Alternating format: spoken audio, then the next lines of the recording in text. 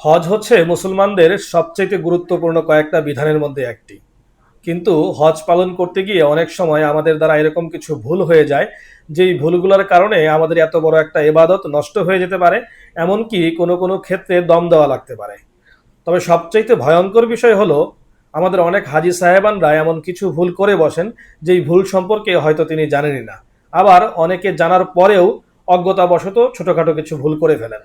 তো আজকে কথা বলবো হজের সময় মুজদালিফায় রাত্রি যাপনের ক্ষেত্রে কোন কোন ভুল এমন আছে যেই ভুলের কারণে আপনাকে দম দেওয়া লাগবে, অথবা এমন কি কি ভুল আছে যেই ভুলের কারণে আপনার হজ ত্রুটিপূর্ণ হতে পারে।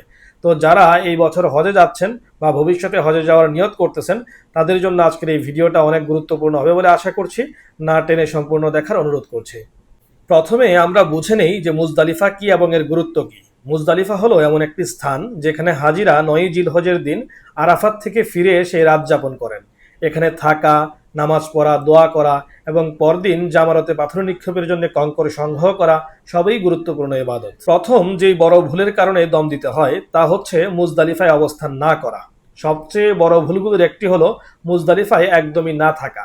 শরীয়তের বিধান অনুযায়ী ৯ জিলহজের রাতের কিছু অংশ হলেও মুজদালিফায় অবস্থান করা ওয়াজিব। যদি কেউ একেবারেই না থাকে তাহলে তার উপর দম ওয়াজিব হয়। আর দম মানে হচ্ছে যে একটা পশু কোরবানি দেওয়া লাগবে। ২ নম্বরে যদি বলি যে নির্ধারিত সময়ের আগে মুজদালিফা ছেড়ে চলে যাওয়া। অনেকেই ভিড় বা কষ্টের কারণে ফজরের আগেই মুজদালিফা ছেড়ে চলে যান, কিন্তু নিয়ম হলো ফজরের নামাজ আদায় করে সূর্যোদয়ের আগ পর্যন্ত সেখানে থাকা, এবং এটাই হচ্ছে উত্তম। যদি কেউ সেই নিয়ম না মেনে তাড়াতাড়ি চলে যায় বা অর্ধেক রাত পর্যন্ত থেকে চলে যায়, তো সেই ক্ষেত্রে আপনাকে ওলামায়ে কেরামের পরামর্শ নিতে হবে এবং কোনো কোনো ক্ষেত্রে দম দেওয়া লাগতে পারে। অনেকেই ভিড়ের কারণে বা কষ্ট হচ্ছে গরমের কারণে অর্ধেক রাত থেকে চলে যেতে চান।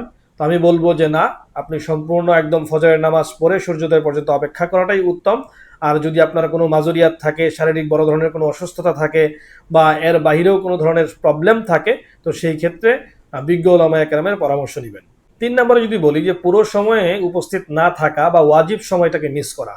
মুজদালিফায় থাকার একটা নির্দিষ্ট ওয়াজিব সময় আছে, রাতের শেষ অংশ, সুবহে সাদিকের কাছাকাছি সময়। কেউ যদি এই সময়ের মধ্যে একদমই উপস্থিত না থাকে তাহলে তার উপর কিন্তু দম ওয়াজিব হয়। এখন আমি আপনাদেরকে বলবো যে এর বাহিরে কিছু ভুল আছে, যেই ভুলগুলোর জন্য হয়তো আপনাকে দম দেওয়া লাগবে না, মানে আপনার হজ ত্রুটিপূর্ণ হবে। যেই ভুলগুলা হর হামেশাই অনেকেই করে ফেলেন। যদি নাম্বার 1 বলি, মাগরিব ও এশার নামাজ আলাদা আলাদা পড়ে ফেলা। অনেক হাজি মুজদালিফায় গিয়ে মাগরিব আর এশা আলাদা আলাদা পড়ে ফেলেন, অথচ নিয়ম হলো ২ নামাজ একসাথে এশার সময় আদায় করতে হবে। এটা দমের কারণ না হলেও সুন্নতের বিরুদ্ধে যায়। ২ নম্বরে যদি বলি যে কঙ্কর সংগ্রহের ক্ষেত্রে অতিরঞ্জিত কোনো কিছু করা। অনেকে মনে করেন যত বেশি কঙ্কর সংগ্রহ করব ততই ভালো। বাস্তবে প্রয়োজন মাত্র নির্দিষ্ট সংখ্যক ৪৯ বা ৭০টি কঙ্কর। অতিরিক্ত কষ্ট করে ভিড় তৈরি করা, অপ্রয়োজনীয় ঝামেলা সৃষ্টি করা বা অনেক বেশি পরিমাণ কঙ্কর সংগ্রহ করা, এটাও কিন্তু সুন্নতের বরখেলাফ। ৩ নম্বরে যদি বলি যে অযথা রাত্রি জেগে থাকা, আড্ডা দেয়া, খোঁজ গল্প করা। আসলে মুজদালিফা হলো আমলের একটা জায়গা। এখানে পুরো সময়টাই আল্লাহর ইবাদতে মশগুল থাকা, জিকির আজগার করা, ইবাদত করা, এটাই হচ্ছে উত্তম। বাট অনেকেই অজ্ঞতাবশত হজেরই অল্প কিছুক্ষণ বরকতময় সময়ের মধ্যেও দেখা যায় যে ওই সময়টাতে এমন কোনো কাজ করলাম যেটা কিনা আল্লাহ তাআলার নাফরমানির সাথে যুক্ত হয়ে যাওয়ার মতো, বা এরকম কোনো গল্পগুজব, গীবত, শাকায়াত করে ফেললাম যেটার কারণে আমার হজ ত্রুটিযুক্ত হতে পারে। ৪ নম্বরে যদি বলি যে ফজরের নামাজ দেরিতে পড়া। অনেক হাজি ক্লান্তির কারণে ফজরের নামাজ দেরিতে বা ঠিক সময়ে আদায় করতে পারেন না, অথচ এই নামাজ মুজদালিফার সবচাইতে গুরুত্বপূর্ণ আমলগুলোর একটি। আমরা সবসময় তো বিভিন্ন দুনিয়াবি কারণে রাত্রি জাগি বা অনেক বেশি পরিশ্রম করি। তো মুজদালিফায় একটু পরিশ্রম হলেও, কষ্ট হলেও আমরা চেষ্টা করব ফজরের নামাজটা সহি যেই ওয়াক্ত আছে বা সঠিক যে নিয়ম আছে সেই সময়ে পালন করার। ৫ নম্বরে যদি বলি যে নির্দিষ্ট যে সীমানা আছে সেই সীমানার বাহিরে অবস্থান করা।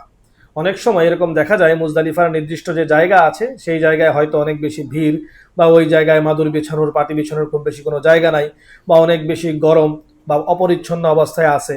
তো আমরা সেটা চিন্তা করে যদি মুজদালিফার যে সীমানা আছে সেই সীমানার বাহিরে চলে যাই বা বাহিরে অবস্থান করি, তো সেই ক্ষেত্রেও কিন্তু এটা আমাদের যে হজের যে নিয়ম আছে সেই নিয়মের বহির্ভূত হইতে পারে এবং সেটার কারণেও দম দেওয়া লাগতে পারে।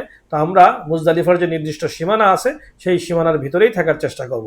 আর এটার জন্য সবচেয়ে উপযুক্ত হলো আপনি যে গ্রুপের সাথে গেছেন বা আপনি যেই মুআল্লিমের সাথে গেছেন তাদের সাথে থাকা, আলাদা না হয়ে যাওয়া। তবে যারা অসুস্থ, বৃদ্ধ বা দুর্বল আছেন তাদের জন্য কিছু ছাড় আছে। ইসলামে আসলে কড়াকড়ি কোনো কিছুই নাই। তারা চাইলে রাত শেষ হওয়ার আগেই মিনা চলে যেতে পারেন, এতে দম লাগবে না। তবে এটা আসলে এই সমস্ত বিষয়গুলোর ক্ষেত্রে আপনি অবশ্যই বিজ্ঞ ওলামায়ে কেরামের পরামর্শ নিয়ে নেবেন। আপনার যে মাজুরিয়াত আছে সেগুলোর বিষয়ে ওনাকে বলবেন, এবং সত্যিকার অর্থেই যদি আপনি মনে করেন যে আপনি এই ধরনের সমস্যা ফিল করতেছেন বা আপনার দ্বারা কোনোভাবেই সেটা আমল করা বা এখানে থাকা পসিবল না, সেই ক্ষেত্রেই শুধুমাত্র এই যে ছাড়গুলো আছে সেগুলা পাওয়া সম্ভব। সবশেষে এটা বলবো যে আসলে হজ আসলে এটা শুধুমাত্র যে একটা আমল তা না, বরং বান্দার সাথে আল্লাহ তালার বা আল্লাহ তালার সাথে বান্দার যে এক গভীর সম্পর্ক, গভীর এক প্রেম বা আল্লাহ তালার আনুগত্য প্রকাশের একটা মাধ্যম, এবং অনেকেরই জীবনের স্বপ্ন। তো যার কারণে এই হজের সময় মাত্র 5টা দিন আমরা চেষ্টা করব সর্বোচ্চটুকু দিয়ে যে আল্লাহ তালার ইবাদতে নিজেকে মশগুল রাখা, সেই সাথে সব ধরনের গুনাহের কাছ থেকে কিভাবে বিরত থাকা যায়। আমার দ্বারা যেন কোনো ভাই কষ্ট না পায়, আমার কথার দ্বারা, আমার চলাফেরার দ্বারা, আমার হাতের দ্বারা, পায়ের দ্বারা, চোখের দ্বারা কোনোভাবেই যেন আমার দ্বারা কেউ কষ্ট না পায়। নজরের হেফাজত করা যেরকম জরুরি, একইভাবে জবানের হেফাজত করাও জরুরি, এবং সেই সাথে পুঙ্খানুপুঙ্খভাবে আল্লাহ রসুলের দেখানো যেই পথ আছে সেই পথ অনুযায়ী প্রত্যেকটা সুন্নত, নফল, মুস্তাহাব পর্যন্ত সেইভাবে আমল করা, এবং তার জন্য আমার যতটুকু কষ্টই হোক সেগুলাকে সঠিকভাবে পালন করা। তো আমার এই চ্যানেলে হজ সংক্রান্ত আরও বেশ কিছু ভিডিও আছে, হজের প্রস্তুতি, হজে কী কী সামানা নেওয়া লাগবে, হজের বিভিন্ন আমল, সেগুলোর উপরে ভিডিও দেওয়া আছে, চাইলে সেগুলোও দেখে আসতে পারেন। আর চ্যানেলটাতে নতুন হয়ে থাকলে চ্যানেলটাকে সাবস্ক্রাইব করার অনুরোধ থাকলো।